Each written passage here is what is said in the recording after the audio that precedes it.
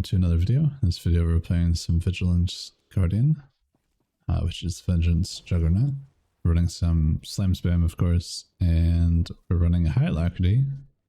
Only 589 crit, just like the other videos, to keep the consistency. We are running Champion's Precision and Stimulated. I did think about changing from Stimulated to Second Wind, because it would definitely be pretty helpful, but I felt like my base damage was definitely suffering without Stimulated, and so was my crit chance in general. So I decided to just go Stimulated. Obviously I'll probably try, or not Stimulated, Second Wind if I was to play like a more serious kind of like build. The whole point of this series is just kind of like to make it not as bad, but also keeping it somewhat troll, like making it playable but still troll. Obviously if I was just to play high alacrity and I actually got some like critical augments instead of mastery, like the whole point of like doing this is the idea of critical, like how much do you actually need critical. I try to go as low as critical as I can to kind of like prove a point, like yes you do need critical, but it's also not the be all end all. There's a point where you do hit diminishing returns, in which if you are interested in that, as this might be the last video in this series, once you hit critical DR, it is much better to put your stats elsewhere, because the gains that you get from that extra critical is very minimal, if at all a gain. One thing to think about for critical in general is that the more critical you get, the bigger the difference in your critical hits will be.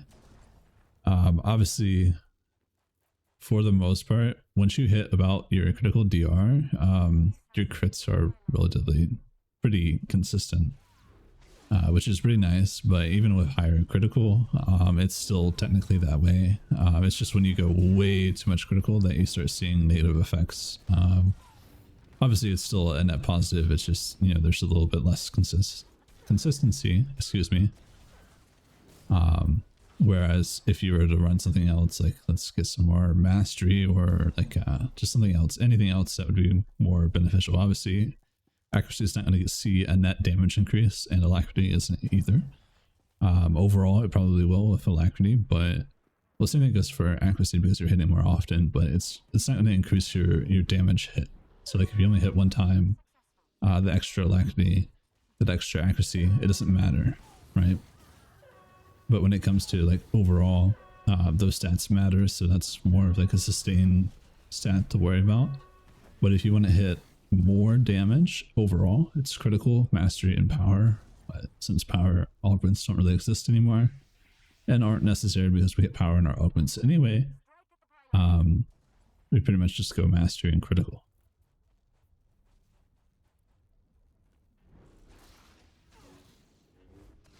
And also, since there is obviously a critical DR point, running something like Devastating Vengeance when you're over the critical DR, it's actually just not going to net you much of like really anything at all. In theory, you could probably hit a really nice hit, but overall power, it's not only going to be more consistent, which power in general is designed to be more consistent. You're going to also just get more out of it in general. I'm starting to make like absolutely no sense, so I'm gonna stop rambling about stats, because most people don't really matter. As long as you got your stats allocated, that's really all that does matter. And in general, crit DR, I have most of them listed for an entire video. Feel free to check that out, or if you have any questions I can just tell you offhand. I know most of them. But typically most classes, depending on what you're playing, range from 3000 crit to 4850. The only outlier is like 5000 and like 50 or 5100, I think. That is an extreme outlier. It's only one spec in the game that actually wants that much, and I think there's only like one or two classes that are going to be around 3000, or specs, I guess. So for majority of the classes that you'll probably play, you'll be around 4800.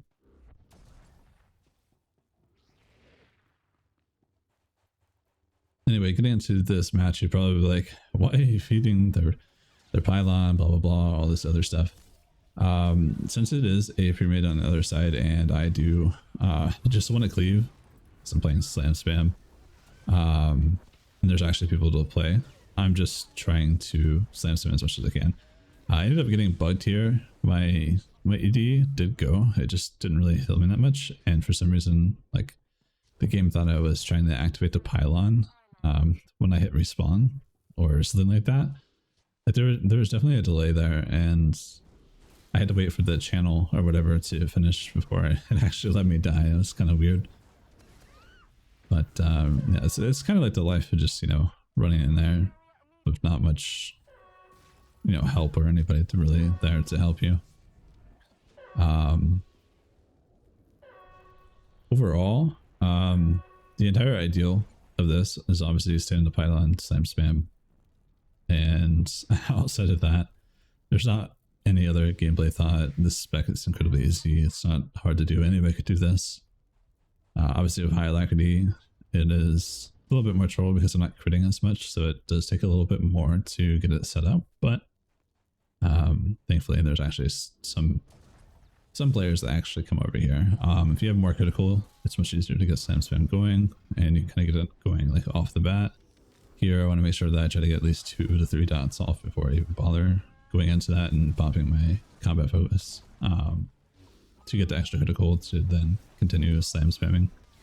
What I mean by slam spamming is means using slam every global cooldown. You're not effectively slam spamming if you're not doing that.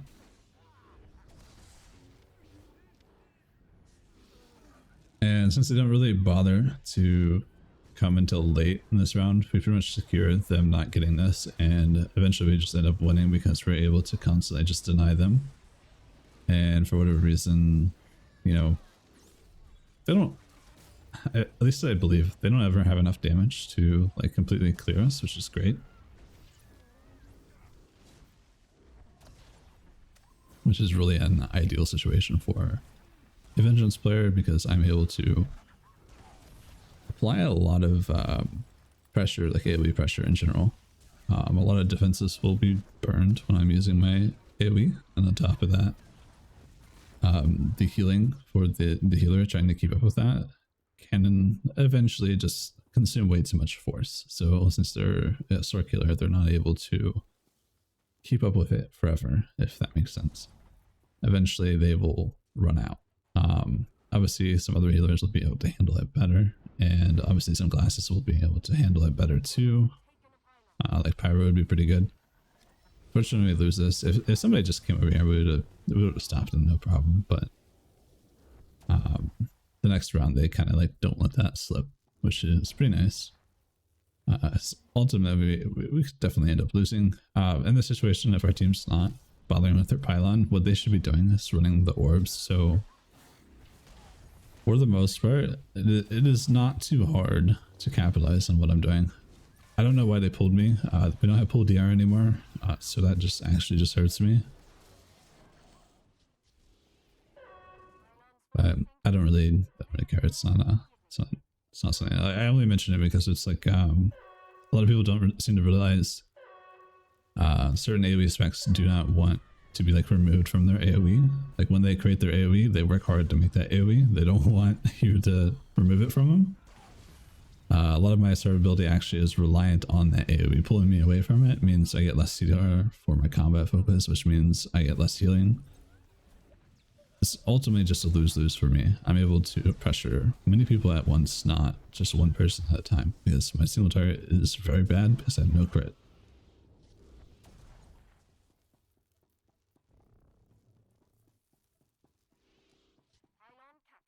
So in this situation, I checked to see our pylon secured, because I'm like, okay, what is my team doing? We can definitely win this easily. And I also just want to cleave, so I wanted to see, like, are they going to give up if I keep doing this? Because I felt like they were going to do that last round. In this situation, I don't want to go head on to them, because strategically speaking, it's not helpful for me, and it's also not going to give me more damage. I'm just going to die. So I see that I have some allies here. I'm going to try to abuse my allies as meat shields, quite literally. No offense to them. Obviously, they're basically there to be a distraction for me so I can get more slams. it's also something that you should be thinking about. Like if you're playing DPS and you're getting focused a lot, be mindful of like how you're playing. Are you the first one in? Are you the only person to hit? Is there not very many other targets for people to hit? Are they harder to hit? Are they being a nuisance, like line of sighting constantly, so they just hit you instead? There's a lot of factors that go into like why you take so much damage and why you deal with as much focus as you do. Bad positioning, being in bad spots, not line of sighting, not making it hard to hit you. A lot of people will just stand there and be like, oh, I'm getting tunneled. Well, to be honest, you probably haven't moved for like 5 minutes straight and you're just getting parsed on. That's just probably the reality of most situations. You need to line of sight, you need to make it annoying for the person hitting you to hit you. Obviously, you know, typically a general rule of thumb for melee is to kill what hits you. That's pretty much what all melee have to live by. And as range, you don't really get to fully like realize that, because the life of a range player is so much different than like a melee, because melee is basically have to frontline, and backline doesn't really have to worry too much unless there's a lot of stealthers or there's a sudden like catch on them, I guess. So typically as you range, you'll just see your melee die, then obviously you'll back off, and you know, healers will obviously see that too. Just a little bit, the first ones usually, hopefully, to notice. And at this point, we're pretty much just going to win, because now they're kind of like grouped up, and me dying here is probably not really a big deal because I'm able to hold people for a little bit longer. So that means we'll have the strategic advantage of taking the node. This person lingering with me is not the best idea, but it's not terrible. He does throw out a taunt for me, so that does help me survive a little bit longer, get a little bit more damage out, and he's also almost dead anyway, so him resetting is not a terrible idea either. And also, you know, we'll stagger them just a little bit longer. So this means, you know, we can secure our pylon, or I guess their pylon in this situation, which we did. And now we just have to defend it. Even if they get the other pylon, it doesn't matter. We pretty much secured the game. So if they want to win, they got to deny us his pylon and take the other one. So this situation is like literally a vengeance / vigilance stream. Just sit here and slam spam. Vanguard's taunting me. Honestly, like my single target damage into shield, let alone my single target damage in general, is not very good, so I'm not even gonna bother. One thing I would say about this build is it's not great. If you're forced to single target, your damage is pretty pitiful. It's not very good in the first place when it comes to like a normal build. Like, it's not bad, they can still kill people with it, but it is definitely not what it could be. It really missed old Impel auto crit. We do have like an extra 20% crit on it, which definitely makes it really nice because it crits pretty much all the time. But having the auto crit back would definitely make it a pretty scary ability. And then Hue always hits pretty hard, so that's secure core burst damage. And then like your single target is not too terrible. It's just Ravage doesn't do the damage that it used to, so you don't really have the same things that you used to rely on for like ability to do a single target. So a lot of this damage is mainly just from slam spam. A lot of this damage from this Warzone in particular is just from dots and using slam. Where obviously high alacrity is going to play a big role because I'm getting more dot ticks faster, so I'm getting the crit hits more often because they're ticking faster, and then I'm also getting more CDR for slam and more CDR for my dots and more CDR for my combat focus. It all kind of like stacks together to allow me to slam more, which is nice, but the damage is not, it's not great. If I ran some critical, this would be a lot better, but to keep it in line with all the other videos, we still want to keep it troll, but not too bad that it's unplayable. But obviously if you want to play any of these builds, I would definitely recommend actually building some crit instead of just doing what I'm doing.